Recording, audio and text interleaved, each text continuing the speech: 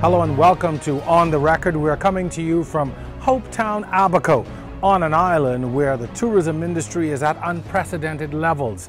The second home ownership industry is doing well and poised to do even better, and a business community that's about to benefit from all of this activity. But there are some questions we're going to be asking.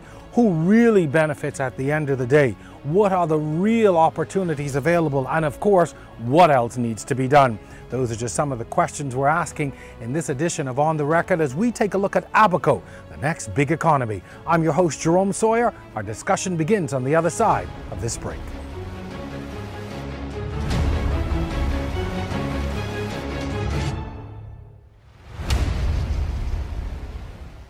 On the Record is brought to you by Alive, the nation's newest and best LTE network. Good to be alive.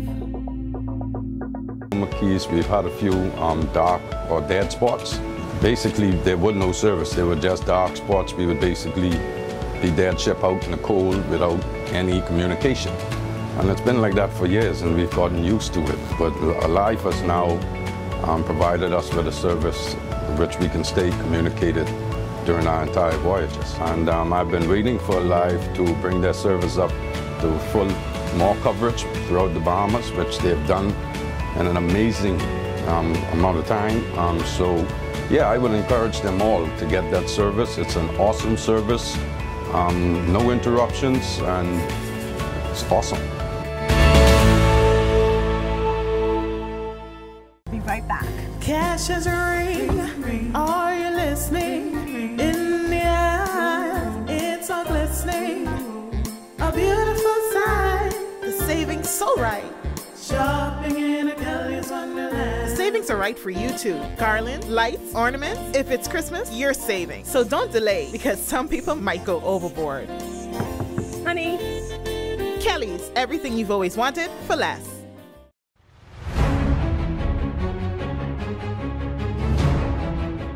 And welcome to On the Record. We are coming to you from on location at the Hopetown Harbor Lodge in beautiful Hopetown, Abaco.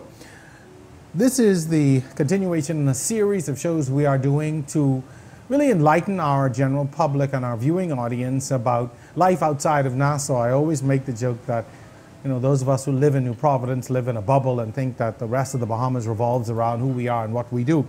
But fortunately, we live in an archipelago where our people are facing different challenges. They come from different backgrounds, even have their own cultures or subcultures within these islands. And so we're very happy to be here in Abaco to be able to talk a little bit about what is happening on this island, what are some of the major areas of progress, and of course some of the challenges, and certainly give you an insight into life here in Abaco. Very happy to have in this segment my very first guest. He is the administrator for South Abaco and Moores Island, Donald Roll. Donald, welcome to On the Record. Glad to have you with us today. It's a pleasure, Jerome. It's a pleasure to be here with you today.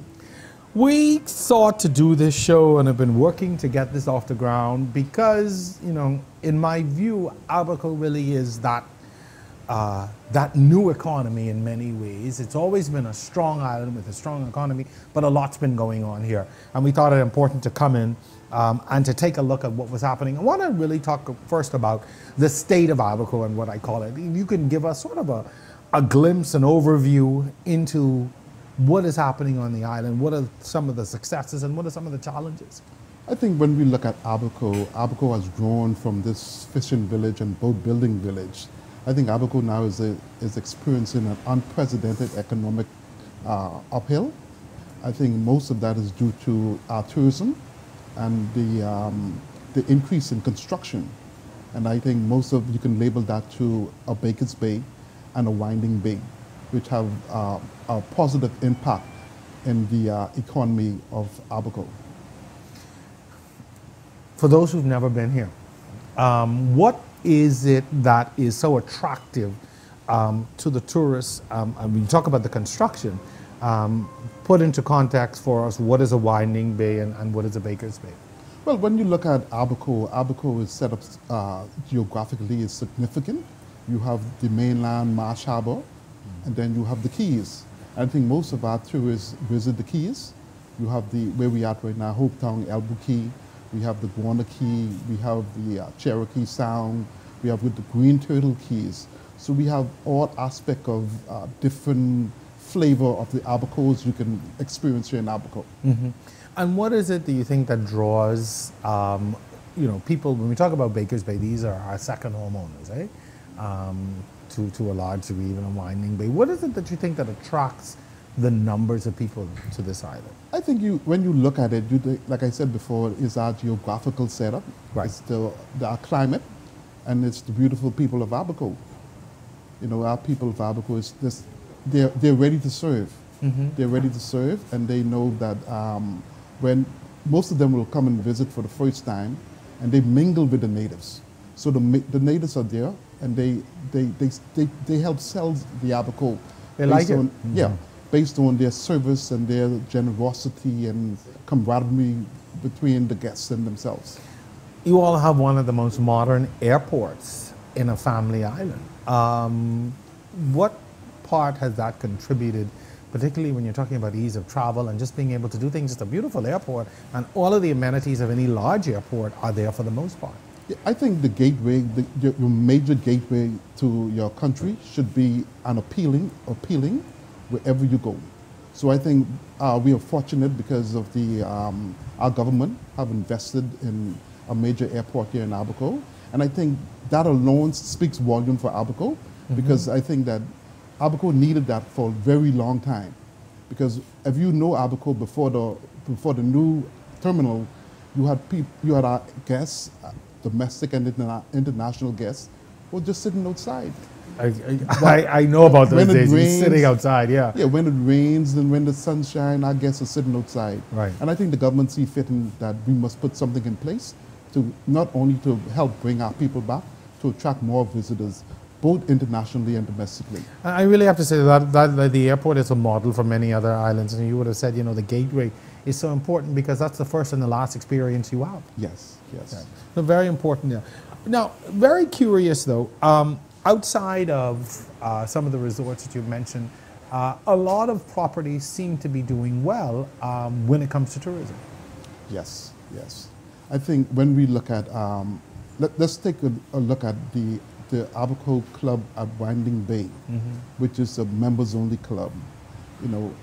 I think they host a major golf tournament, and with that golf tournament, you have some of the major PGA golfers that come to that property, and they just, every year, it's an increase in membership.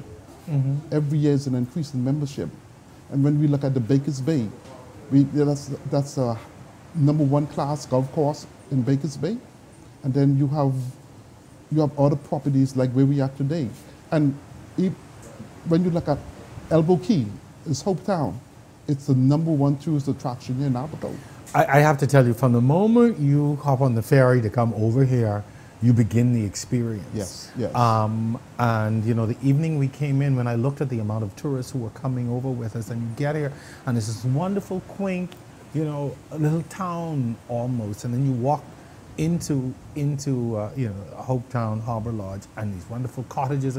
It really gives you that family island feeling. Yes, but Jerome, let me say something. These are the slow period in tourism right now for Abaco. So if you would have come after Thanksgiving, I don't think you can get on the ferry, not to come to Hope Town. Well, we're grateful we got on, really. So, but one of the things, interestingly, this year, and it would have been reported by the Ministry of Tourism, that a lot of properties, and it happens in many other islands, during the summer months will close. Because it is a slower period, and certainly, if you know anything about Bahamian tourism, you will know that the winter months are really when we boom, because people from North America, Canada, other places are trying to escape the cold weather, and they're coming here. But some properties stayed open. Yes, yes. According to our tourism statistics, this has been one of the best winter slow period, the best slow period we had here in hotel and tourist arrival here in Abaco. Any indication as to why that is? What would have caused it? Well, like I said, I think you have to put it, or we have to look at our people and the service that the Abaconians render to our tourists. And like I said before, it's our geographical setup. What's amazing is sometimes you meet a lot of people and they ask you where you're from and you say the Bahamas, and by and large, two places they will always call outside. They say, oh, we've been to the Atlantis, or we came on a cruise. But outside of that, they will say, I've been to Abaco, or I've been to Exuma. And the island seems to sell itself. Yes. Yeah. Yes. Do you think people on the island understand that and realize that? I mean, do you think that's a big part of what makes it so appealing and have people coming back? Yeah, I think so. I think so. And then I said to my colleagues one time ago that we have the natural resources. There's natural resources that attract tourists here to the island, and we still have to try to investigate and look further into our tourism. Because I was reading something. Let's take for instance the South Abaco district. We have the Abaco National Park, which is the lighthouse. I think the lighthouse there was built in 1836. Right. And then when you look at that, we look at bird watching. And according to statistics in the US, more than $41 billion is spent in bird watching. So we need to tap into that bird watching thing also. Wow. $41 million in 2002. And had some more than 6,666 new jobs in 2002 in the United States. So we haven't tapped into those industries yet. Okay. The other thing, though, is that while tourism has been doing well, I think the last set of numbers on employment and unemployment would have shown a bit of a contraction, or, sorry, let me rephrase that, would have shown that unemployment may be up slightly. Any reason you can identify as to why that might be? Well, I think most of that will stem from the Bahamians where they're experiencing a higher unemployment, or the economy is really rough. They are moving into the Abacos now seeking employment. So that will be one of the major causes of our employment rate taking a little slight increase. But for all in all, I think Abaco is holding its own. And I think, like I said, during the slow period, we experienced something like that. Would you say that your workforce is prepared to deal with the demands of an increasing and growing tourism sector, and even a construction sector, and then other businesses which obviously are doing well as a result of that? I think so. I think so. I think our people now know that they have to prepare themselves, not only for the market here in the Bahamas, but a global market because of our competitors. I think they are now educating themselves and they are training themselves now to make sure that we offer the best that we can offer here in Abacos and throughout the Bahamas. That's very interesting. I'm glad you said that, because a lot of people don't realize that we are in a global, a competitively global market. So we're going to take a quick break here. We're talking about all things Abaco, coming to you from the Hopetown Harbor Lodge in beautiful Hopetown, Abaco. Stay with us. On the Record is back right after this.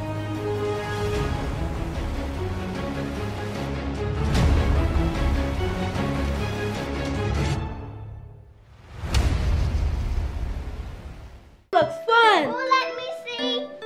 Mommy, can we go in, please?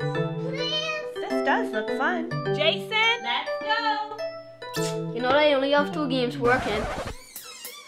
Tired of looking for a place where a family can have some fun? Well, check this out. My name is Polly, and this is Polly's Playhouse. From an arcade to miniature golf, and a train ride into the Polly Cave. Check us out in the Wong's Plaza, Madera Street. Call 356-7273. Hi, I'm here to tell you about the fastest way to purchase the vehicle you want right from home. With SBT Japan, we import used cars from Japan straight to you. Car ownership doesn't have to be hard. Go to sbtjapan.com and sign up for free. Search for the car you want, place your order, and make a payment using any one of our convenient payment options.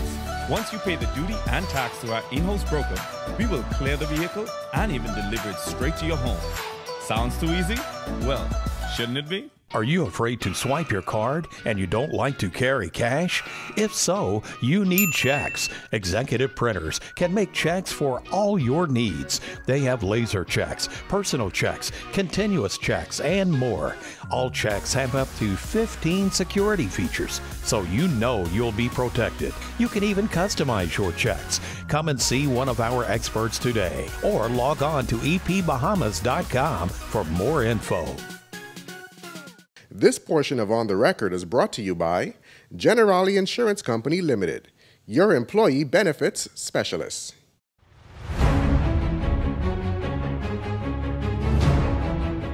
And welcome back. We are coming to you from on location at the Hopetown Harbor Lodge in Hopetown, Abaco, talking about all things Abaco on this edition of On the Record. Donald Roll, the administrator for South Abaco and Moores Island, is my guest here. We started talking a little bit about the unemployment figures and whether our people are ready for the expansion of the economy.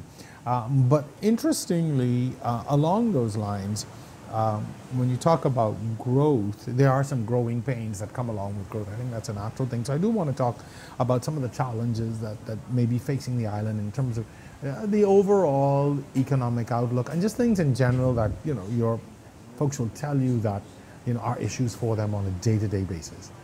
Well, when we look at, as we grow, there comes some negative impact of growth. And I can't say with regards to the crime level, but I know there's been visually, you've seen or hear a little increase in crime. Okay. But in terms of the record, I can't say whether crime has increased or crime is down. I haven't heard people complain about it. Just in my moving around, I haven't heard people complain about the issue of crime. So it'd be very interesting to see what the crime numbers is not are. a major factor here in Abaco. Sure. Crime is not a major That's factor. a good thing. Yes. Coming from Nassau, that's a very good thing. Oh, yes. Yeah. Oh, yeah. I do know, though, that you do have some challenges with your power. Power is a challenge. Yes. I know that right now, I know that BPL is moving to rectify the problem. I think we had a problem with with our generation station. We had that problem. I think that is now corrected. And I think now that BPL is in there, you're seeing more regular maintenance being carried out now. So I think in the last 2-3 months, you have seen some improvement. But we'll have to wait until summer comes around again. Sure. Any other issues that you can target in terms of the infrastructure? I mean, we talked about power already, but do you get complaints from any other parts, particularly in your district, about, you know, the delivery of water, telecommunications, anything of that nature that people are a little bit aggrieved by? Because sometimes the family islands obviously don't get the response or don't have the same response time when there's an issue, let's say in a Nassau or even in a Grand Bahama. I think when it comes to our infrastructure, at this point in time, our infrastructure is pretty good. It's holding up good in Abacos. We have little small challenges, but there's nothing major. You know, I think the biggest problem we were facing with BPL, but now that has been rectified to somewhat. How do you, or what is the challenge when you have a mainland Abaco and you've got, you know, a large settlement like a Marsh Harbor, and further out you've got like a Cooperstown, Foxtown, Crown Haven, as far south as Sandy Point, and the island is large, and then you have the Keys. Is that a challenge in terms of reaching people on a regular basis and getting things done because you are so spread out? I mean, my mother used to tell me all the time, there's no place in the Bahamas is far. But, you know, when you think about the vast topography and how the land is laid out and people living in these far-flung settlements or even on the Keys, are there any challenges associated with reaching them and providing service, et cetera, even medical care? Yeah, but I think although Abaco is a big island and the Keys, I think what has been happening since we've been here, myself and my colleagues, Administrator Duncombe and Administrator Lang, we've been trying to bring Abaco closer together. Okay. And we've been working together to ensure that all of Abaco is reached when it comes to from a governmental perspective, and especially a governmental perspective. But I think there are challenges. I think we will have challenges in Moores Island because, you know, they're not really reachable by boats and airplane. And I think Moores Island need more consideration in terms of governmental departments reaching out to them. Okay, so access may be an issue for them. Access is an issue there. Most definitely. Yes. Okay. In the case of like a Hopetown or Manoa Key, you jump on a ferry and you get there in a couple of minutes. You can get in 10 to 15 minutes. Moores Island is about how far? Moores Island is about an hour and a half or so from Marsh Harbor by boat and about 15-16 minutes by plane. Yeah, okay. That makes it a little bit more difficult. Yes. Yeah, yes. Definitely. So, something that, you know, we haven't talked about, but in the Abaco context, this island has probably the largest immigrant population outside of a New Providence. Not quite sure how it matches up with the Grand Bahama, but the Haitian Bahamian community is very large. Yes. And because of that, there are some issues that present themselves with that community. But from your perspective, what are some of the things that need to be addressed, particularly when we talk about Haitian Bahamian relations? I think our major concern right now with that is housing. I think you heard about the Pigeon P, you heard about the Mud, and there's some other Haitian villages. And I think our Minister of Labor, the Honorable Leon Folks, has been feverishly coming to the Abacos to look at that, to bring some recommendation to the Cabinet, so the Cabinet can look at that and make some conclusion on what will be their solution in correcting that problem. We hear almost on a consistent basis of these fires and mishaps within these communities. When that happens, what kind of strain does that place, particularly on your offices and the work that you do? Because people are now homeless, they don't have clothes, they don't have all these things, and and already you're dealing with an immigrant population. So what kind of challenges does that present when something like that happens? Well, most importantly is an economic challenges, because you get into the social welfare budget, that you have to spend money now to feed and clothe and house those persons. And then, but one thing I can say that whenever there's a fire or there's any kind of emergencies, the Bahamian people rally around those Haitians and then support, yes, especially the Red Cross. So that does then beg the question, though, what is the relationship between the Haitian population and the Bahamian population? I think on a day-to-day basis, you have a good relationship. Mm-hmm. I don't think there's no big feud between the Haitian and Bahamian relationship on a day-to-day basis. I think the only challenges we face is the conditions of the mud and the threat of some health outbreak, just in case of something like a flood or fire or whatever, then it will impact the outer mud area.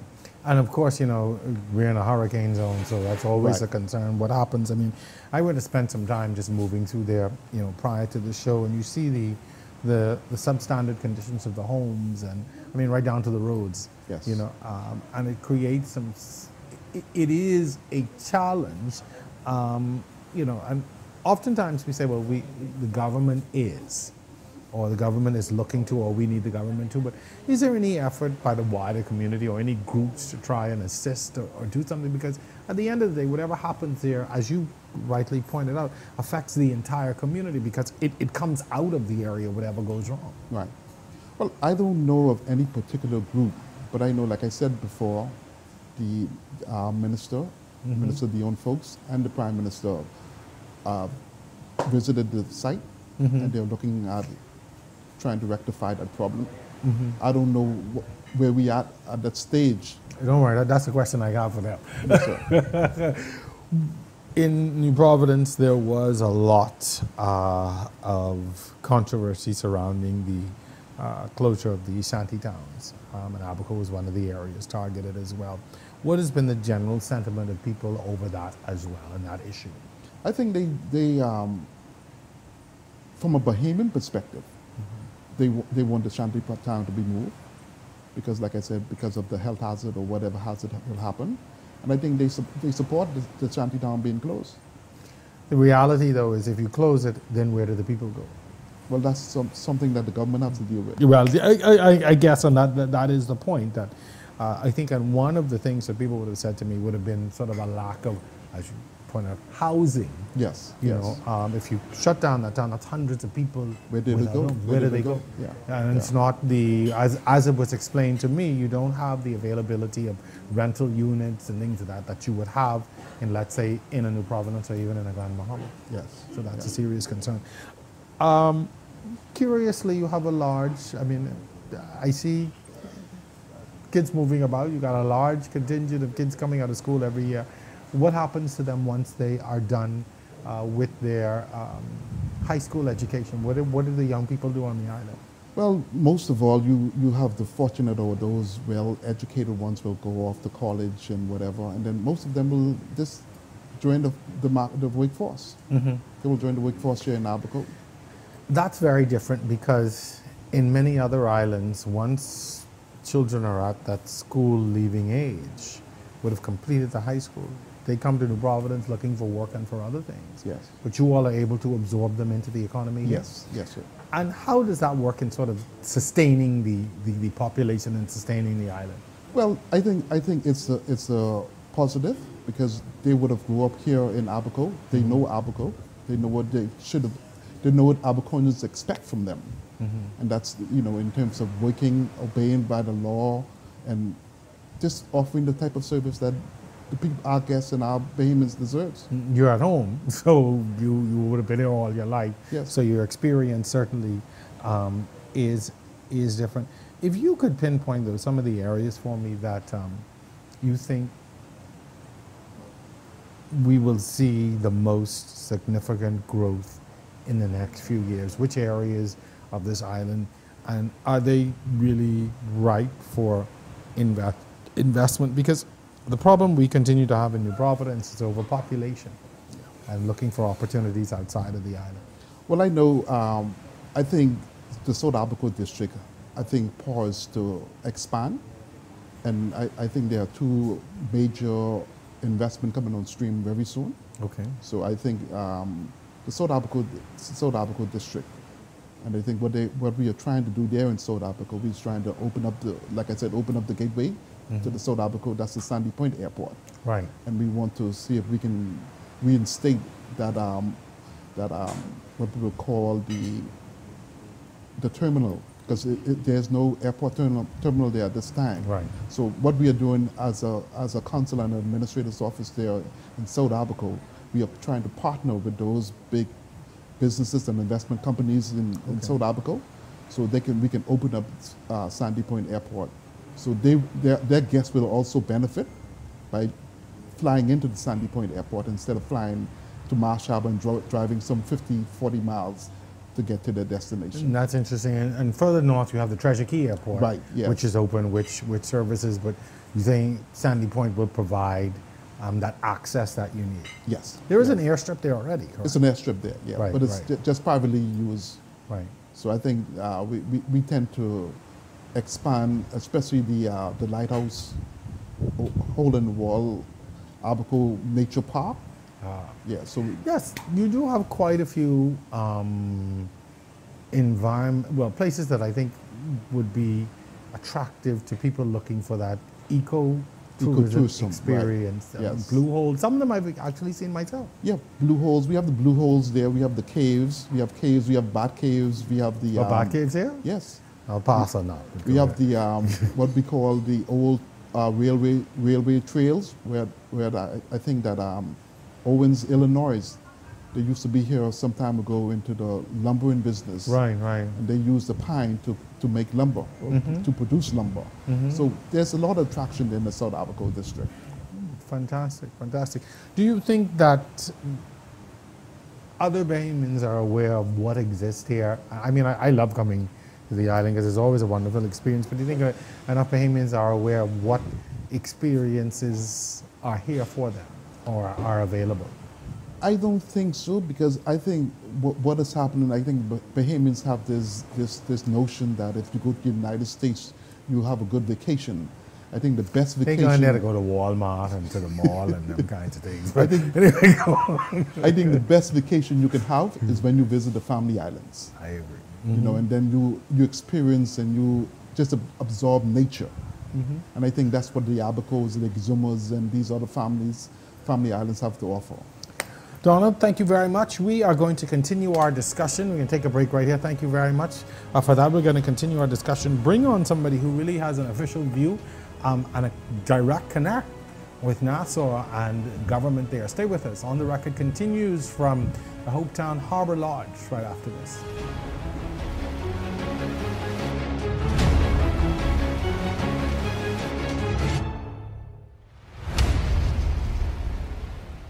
What's it feel like to scalp your body at Contour Me Body Studio? Pain-free, non-invasive, non-surgical, 40 minutes, no downtime, you can go back to work. We offer laser lipo, butt lifts, cellulite removal, and facelifts. Our procedures are safe and non-surgical. After just one session, our clients see amazing results. 3 to 5 inches, first session. You should try it. We're located East Street South across from Calvary Deliverance. Invest in your body. It represents you forever. This is the Flamingo Seashore Tour, your amazing opportunity of a lifetime. With our friendly, fast check-in service, visit the world-famous swimming pigs in just 25 minutes. Swim with the sharks, feed the iguanas, make memories on a beautiful beach surrounded by crystal clear waters. We're available 24/7. Flamingo Seashore Tour. Book your tour with us today. How did this happen? I don't have time to finish all these toys. Not to worry, Santa, because here you can find all the toys you need.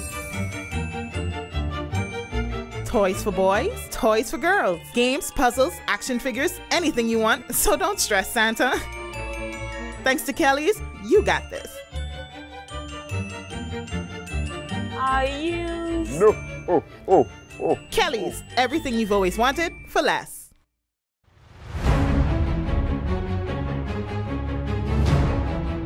Our show is coming to you from on location at the Hopetown Harbor Lodge here in beautiful Hopetown, Abaco.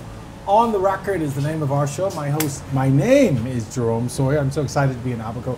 I can't even remember my name. Happy to be here and joined in this segment by Montez Williams, who is the Deputy Permanent Secretary within the Office of the Prime Minister here in Abaco. Prior to the show, I told you I didn't even know there was an Office of the Prime Minister here on the island. But welcome to the show. Glad to have you on. Thank you for the invitation. Want to talk about what are the functions of the Office of the Prime Minister here in Abaco, and why is this office important to the development of this island? Well, the Office of the Prime Minister is responsible for the facilitation and the administrative processing of investment applications and Crown land applications. Under the portfolio of the Office of the Prime Minister proper, those two areas controlled by the Bahamas Investment Authority and the Department of Lands and Surveys. And so we facilitate the Abaco side of the persons who are interested in investing in Abaco. And we also, of course, liaise with all the other government agencies to ensure that the government's vision is carried out. Why is that important, particularly in an island, on an island like this? Well, this is actually the only island so far with an Office of the Prime Minister on it. And it was established, I believe, in 2012. Outside of Grand Bahama, right? Well, there's the ministry for Grand Bahama. Ah, Grand Bahama is a ministry. Yes. Okay, all right, good, all right. And you may have heard the Prime Minister mention before his intention of perhaps opening another office in Exuma. So when I'm done with Abaco, I may be transferred to Exuma. So when we come to Exuma, we got to look for you then. Yes. Okay, but then why, though, is it important to have that direct link to the office in New Providence? Well, I personally believe that it was because of the growth of this economy and the expansion of the economy. There's so much going on here, as Administrator Rowe has been so eloquently expressing. And I think to make sure, let people know that it's not always Nassau-centric and that decisions can be made right here in Abaco.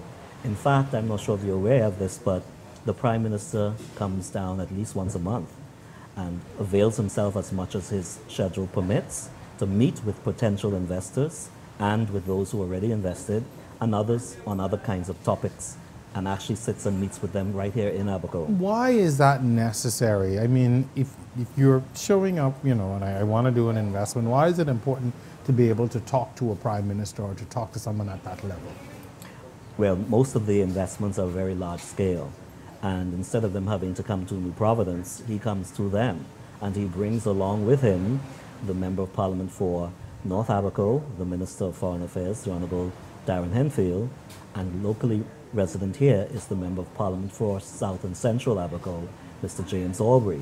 He, in fact, is the Parliamentary Secretary for Abaco, and he sits in the Office of the Prime Minister with me in seeing these persons and facilitating the meetings with the Prime Minister. Do people who have concerns about developments also have that opportunity to speak to the Prime Minister as well? Yes, not just investments, not just Crown land, but any topic we entertain as best as we can. Donald, I've got to ask you, having that access, does that make things a bit easier or when it's time to get things done, particularly from a residential perspective? If I live here and I know that the Prime Minister is coming once a month, you know, does that really help in a real way? Yes, it helps a lot. You know, I think since the Prime Minister has been coming here from the 2017, I think it's the ease of business now in terms of our investors and those seeking to sit down and talk with the Prime Minister is available to them, so they take advantage of it. And you can see the increase of business owners or investors now trying to see the Prime Minister on a monthly basis, like Mr. Williams said. I'm curious, as you talk about the number of investments, but what are, or how would you categorize them? I'd like to know, like, what are the things that people are most interested in investing or doing here? Well, as you know, our whole country is based on mostly on tourism, and so most of the investments are tourism related. Hotel lodges, marinas, and those kinds of investments. But there are other interesting investments. I met just this week with someone who's interested in renewable energy plant. So there are other things out of the box that are potentially going to happen. Are a lot of them Bahamian? Are any of them Bahamian? Yes, there's a mix. There's a good mix, yeah. Bahamians and non-Bahamians.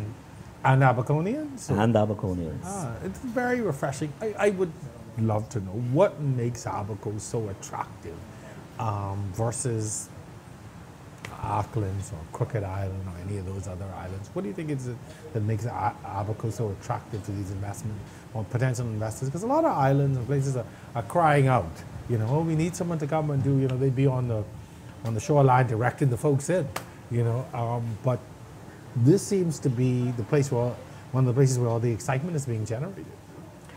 Either gentleman. Well, I'm new here, sure, as you know, but I believe that the amenities, the infrastructure is in place, the airport being really one of the, I think it might be the second busiest airport in our country, actually, behind, of course, the Lyndon Pinling International Airport. It's busier than Grand Bahama.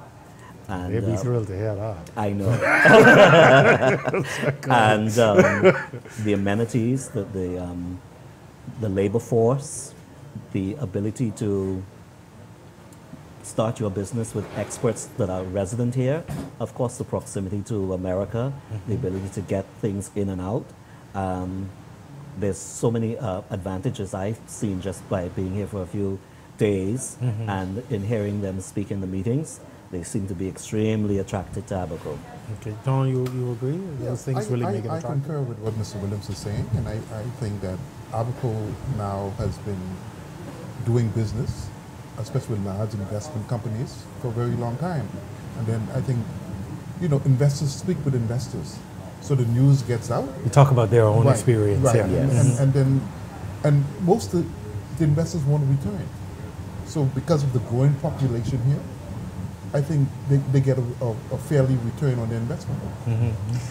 And that's interesting because I think those are the things that we think about. Sometimes we say we want investments or we want these things, but we're not always investor friendly. Right, yes. Right. Yeah, so do you find that maybe the people too, just the ordinary layman, the ordinary resident, the worker, do they sort of have a different view or different attitude towards the investor?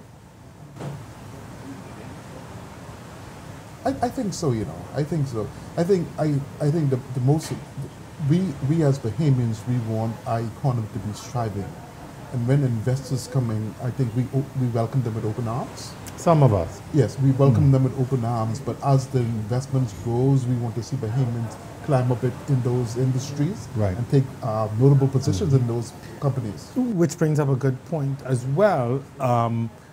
There, you know, there's always the cry, oh, we don't have enough Bahamians investing, or we don't have enough Bahamians involved. What do we need to do as a people to ensure that we have more of a stake in our own country and in our own economy? If I'm a young person in New Providence and I want to start a business, and I figure, I don't know if I just want to compete in Nassau, I just want to go somewhere else. You know, what should I be thinking, doing, and how do I get how do I get in on what's happening here? I mean, you spoke about the infrastructure and ease of doing business in some regards, which obviously helps, but how do I get in on what's happening in Abaco? Well, just Monday past, we had in Abaco a town meeting arranged by the Chamber of Commerce in conjunction with the Small Business Center. We had Davinia Blair, Mr. She's from the UB, from the University of the Bahamas, yes. She's in charge of the Small Business Center. Yes, she's the executive director. We had Mr. Andrews, who is the chairman of their board, and Quincy Parker, who is also with them. And it was an excellent presentation made to prospective and current business owners on small business development. It's an incredible resource that's been made available. The government of the Bahamas is actually funding this operation with a grant of $5 million each year. And for the next 5 years, it's been promised to put this money to good use in encouraging small business owners, from micro to small to medium businesses. And they came to Abaco, they were in Exuma before, and of course they're going around to several other islands to encourage local Bahamians and Abaconians in particular to invest in their own country. And they offer expert advice. They intend to be with you for 3 years to show you and teach you how to build your business from the ground up, or if you have an existing business, to increase profitability. And they offer all kinds of teachings and mentoring, and they even offering funding. And so those persons who were at the St. John the Baptist Hall on Monday were quite amazed at the offerings that are actually available. And I'm hoping that other Bahamians will go online and do the research, because the opportunities are there. That's the other thing we didn't talk about. You know, we talked about those who are working, but those people who want to get into business for themselves. You know, and why do you see that segment growing in a future there? You know, for those folks, because everybody, you know, some of us cannot work for other people, some of us will not work for other people, and I always encourage young people, especially if you have the opportunity to start, you know, do it while you're young. Yes. You know, you see that as being an area where there is the potential for growth. Like, I applaud the government for what it's doing with regards to small and medium businesses. And I think that Bahamians now, like Mr. Williams said, need to take advantage of the opportunity that presented to them. But, you know, we have to, I think, we have to do a little bit more for our Bahamian small businesses. Because we look at the giants out there, just like for instance, let's move from Abaco into New Providence. You have to compete against the Chinese, which is mega businesses and whatever. So, when we look at businesses in the Bahamas, from my personal perspective, I think that some businesses should just be strictly for Bahamians. There should be no foreign investment in some of those businesses. Because, I mean, we look at the fish fries, what should be indigenous only to Bahamians, are now being overshadowed by foreigners. Wow. Yeah. So I think those things we definitely have to look at. Safeguarding some things. Yeah, we have to safeguard some businesses for Bahamians. Agreed. And then too, you know, I think, and I always say that we have to be prepared to do business as well. Right. You know, a lot of times I find small Bahamian businesses are just not run like business. Right. Yes. And that opens the door up sometimes to the foreigners coming in and seizing an opportunity because we just aren't running it properly. Yeah, you know? and I think, like Mr. Williams said, that's what the government of Bahamas is now doing. Right. To this educate and appraise our and get us ready. Our young folks of how you go about doing business. You know, I always say people, you know, be about business and not about foolishness. And may I say that the Small Business Center, it's not just the microscopic businesses that we like to think about. Right. They said that their threshold is from 0 to 5 million, if I'm correct. So it's microscopic up to 250,000, and small business is considered up to 1 million. Wow. And medium is considered up to 5 million. So they're running an incredible gamut. So Bahamians need to really take advantage. That's the good news. I mean, I know the center existed. I know the work that they're doing. I didn't realize how vast it is. And thank you. I always appreciate finding out information like that and hopefully sharing it with more of our guests. Gentlemen, we are out of time for our segment. Montes, thank you for agreeing to come. I know you're fresh in office, and we're happy that you agreed to come on and just tell us, what's happening with the Office of the Prime Minister. Donald, thank you very much for doing a great job, gentlemen. Thank you. And thank you for being so welcoming to us, to myself and my team in Abaco. We've had a great time. If I could come here every week and do my show, I'd be happy. You're welcome. You're welcome. Gentlemen, thank you very much. Thank Stay you with us. On the Record from Hopetown, Abaco continues right after this quick.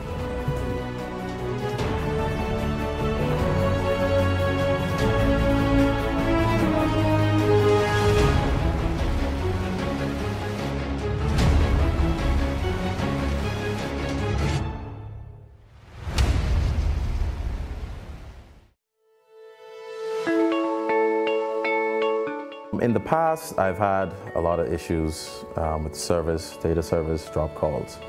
I was encouraged by a very close friend of mine to make the switch, and in doing so, my service has been impeccable. The data is very fast, it doesn't spool, it doesn't take long to load, so everything works beautifully. I like to know what my bills are, and it's important that I'm able to simply just pick up my phone and know what my bill is. The front line for the Valley Boys is comprised of about 200 members. It's very important because to be a successful leader, I need to be able to efficiently and consistently communicate with them. It works that way. It's beautiful. The data that you guys provide is flawless. I'm John Williams, and I believe in best.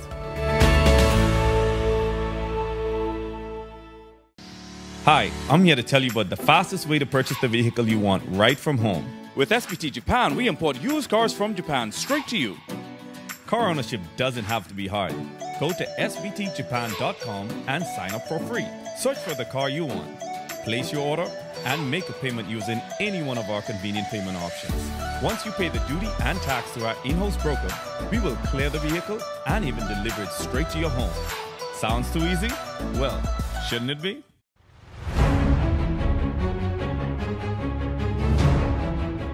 What are the realities of the cost of living and living here day to day? It's really expensive. It's tough.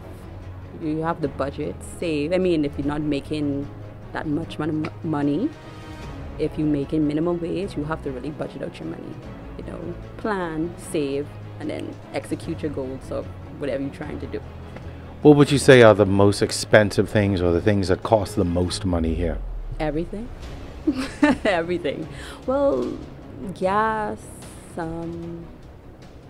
food, light bill, all those stuff. We complain about things being expensive in Nassau, but I mean, in our conversation, you said what we are experiencing is a joke. Definitely all those things I just called off, because we don't have that much of competition where we can go down the road, like you have John Shea down there, or you have a little super market down there to your big food store like Super Value. We don't have that kind of competition, so we just have 2 main stores and then a few convenience stores. So if you don't go to the main store, you go to the convenience store, so it's just whatever. You pay your set price and you go home. Wow. And what about something like electricity, and when the cost of electricity goes up? It's very high. So I mean, whether you burn the power or not, you still got to pay that bill. Whether it's $300 or $1,300, you got to pay that bill. This is On the Record, coming to you from on location at the Hopetown Harbor Lodge in Hopetown, Abaco. If you've never been to Abaco and you've never been to Hopetown, you have no idea what you are missing in your life. We have been here just preparing for the show, visiting various parts of the island, the Keys, etc., trying to get a sense of what life is like in Abaco at such an interesting time. One of the things that you will notice is that this is a vibrant, or that has a vibrant business community. What I always enjoy about Abaco is it seems that all the amenities that you get in Nassau, you can get here, even right down to KFC.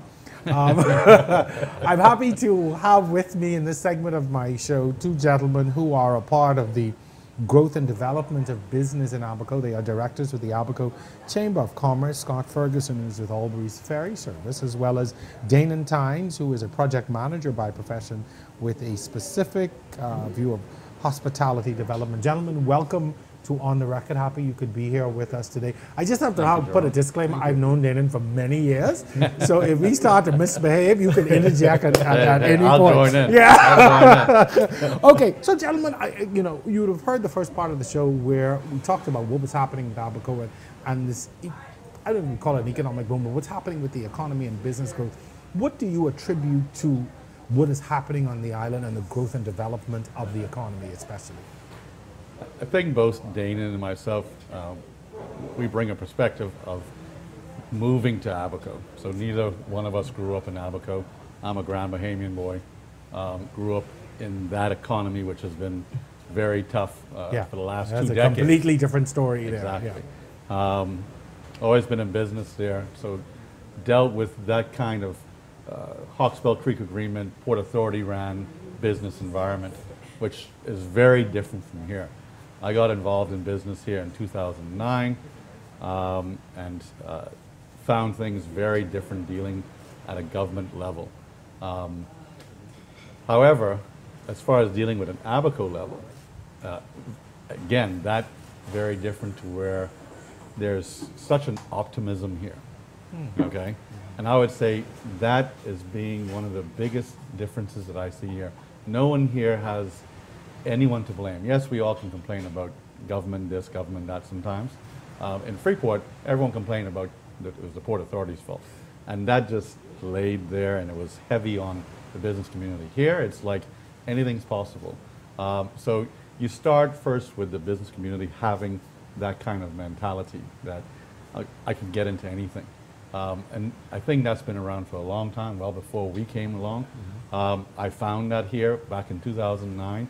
And now I live that, and I mean, it's every day. It's Dana and I just said it just now.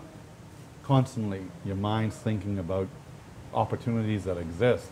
So yeah, I think that's a big difference that's here. Sure, success helps to breed that optimism, and there is success here, especially in tourism. And then what do you think is it that is making, though, I mean, outside of, you've got to have the right attitude, but when he talks about the environment, what types of things are helping businesses to grow and to thrive, and even to just start up? Because sometimes, the startup phase of a business is probably, I think, the most difficult, Well, I think it's more of like a grassroots aspect where everybody comes in.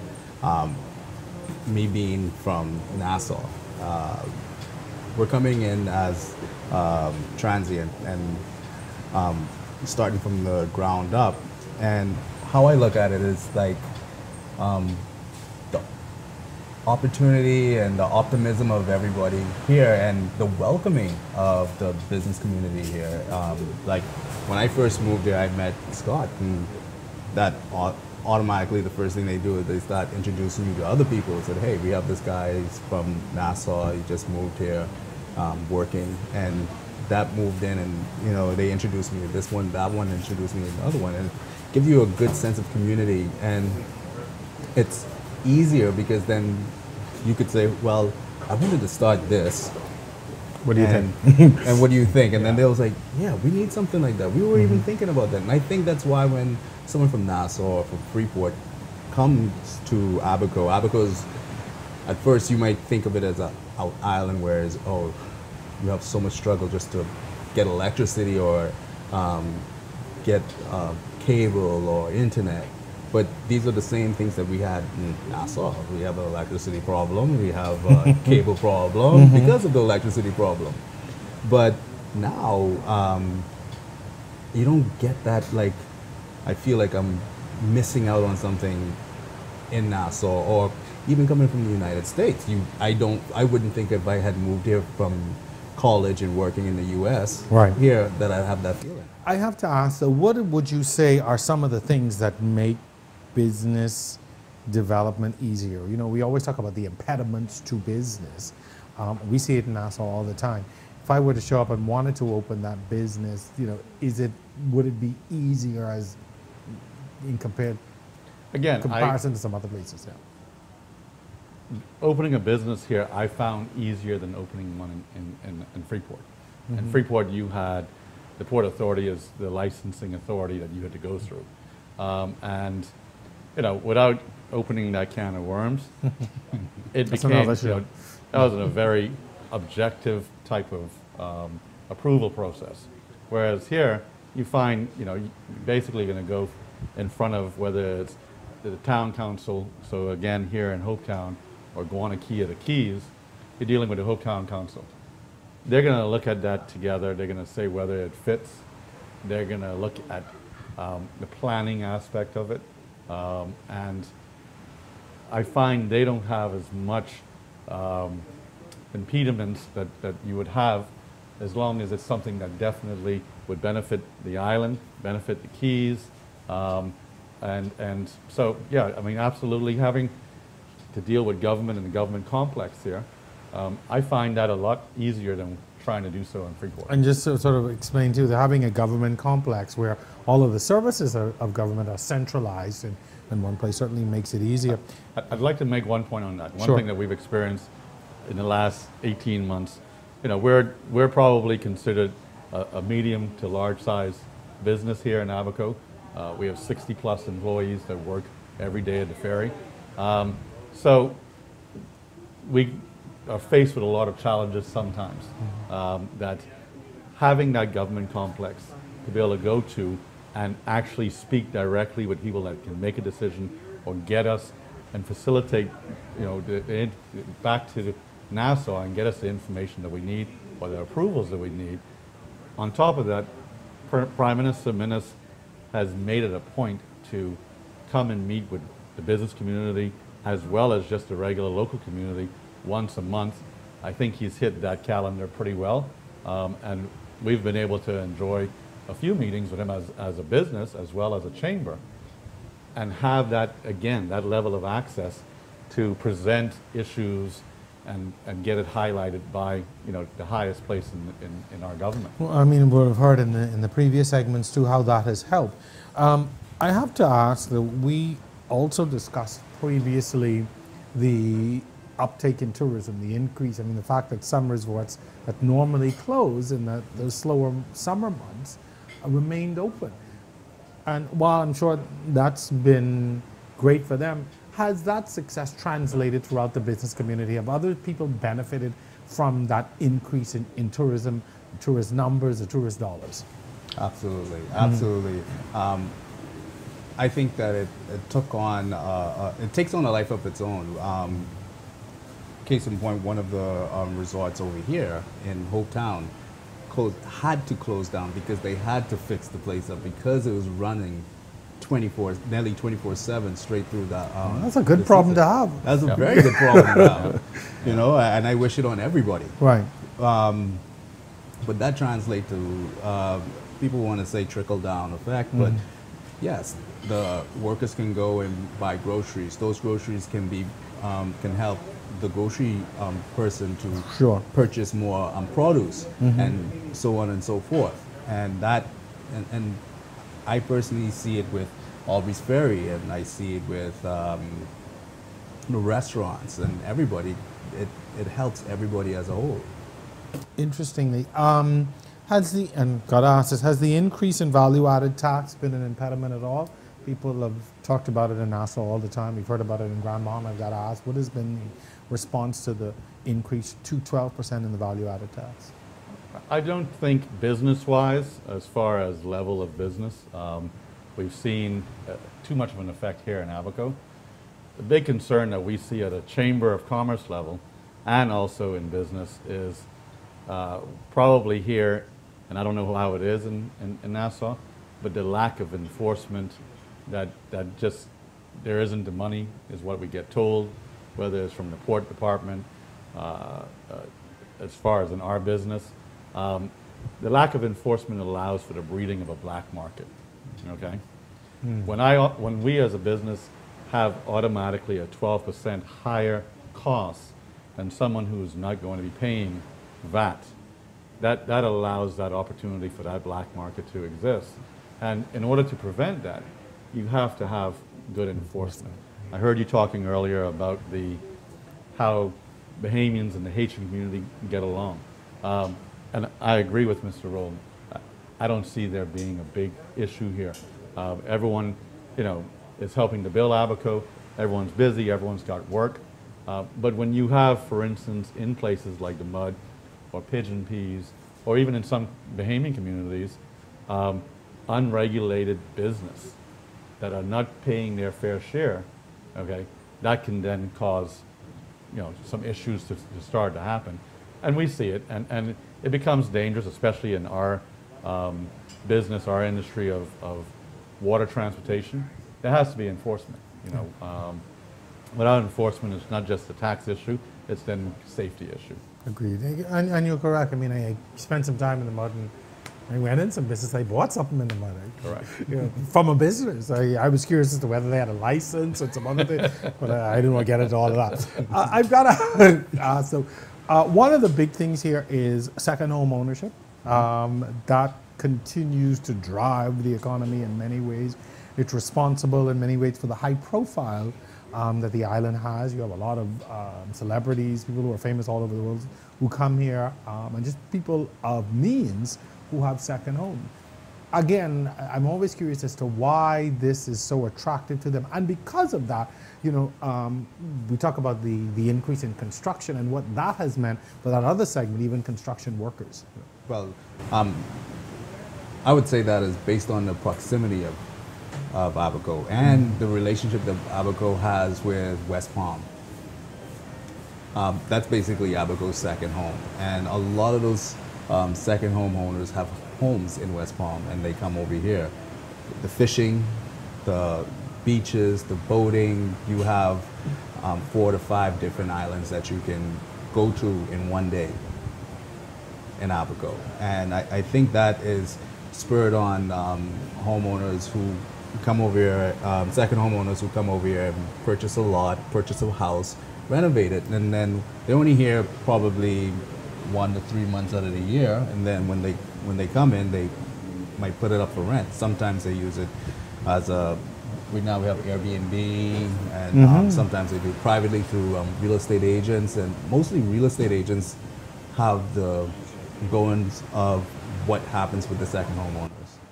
The people of Abaco figured out vacation rental business before there was Airbnb, before there was VRBO. You can take the credit for starting it. As far as the Bahamas goes, definitely. You had businesses here in Hopetown, such as Elbow Key Properties, such as Hopetown Hideaways, that have been in business for probably at least 20 years, that have been doing exactly this. I mean, Hopetown Hideaways right now probably has 45 of the largest homes here in Hopetown.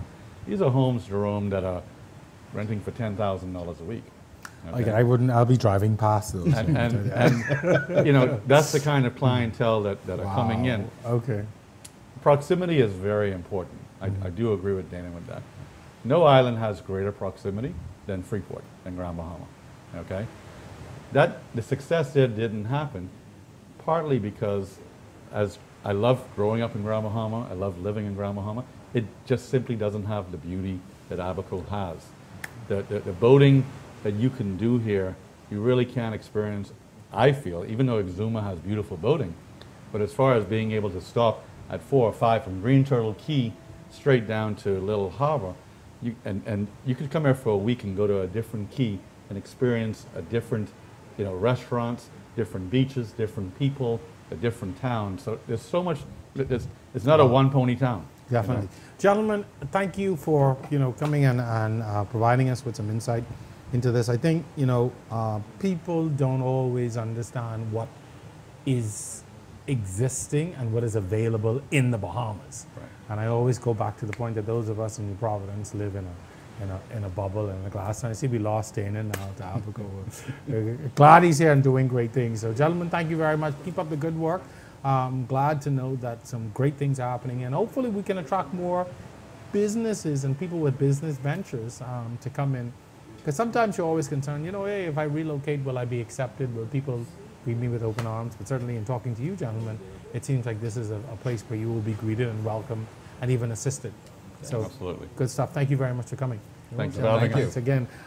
Folks, unfortunately, that's going to do it for this show. We've had such a good time. We've had such a great discussion. But that brings this particular show to an end. We're going to invite you to stay tuned, though. This is the first in a series of shows we're doing out of Abaco. But I do want to thank all of my guests today. Donald Roll, who was here earlier representing South Abaco and that area. Also Montez Williams from the Office of the Prime Minister, also along with Scott Ferguson and Dane Tynes. Certainly had a great show. Thank you so much. I want to thank the people of Abaco for being so welcoming to us. Also to the Hopetown Harbor Lodge for accommodating us on this particular show and certainly throughout our stay. And I have to say thank you to Always Ferry, who's bringing us back and forth with all of our equipment and all of our dramas. Thank you very much. That's going to do it for all of us. On behalf of my producer, my technical staff, thank you so much for watching. We'll see you next time right here on The Record.